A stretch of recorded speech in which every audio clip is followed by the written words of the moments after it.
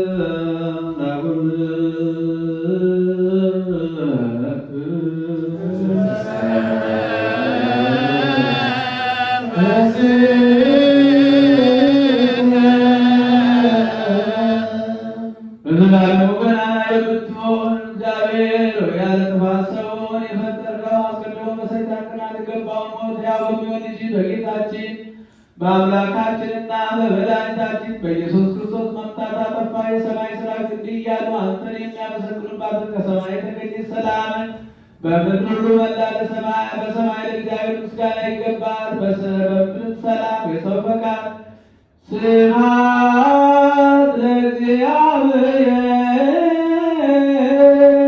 በሰማያት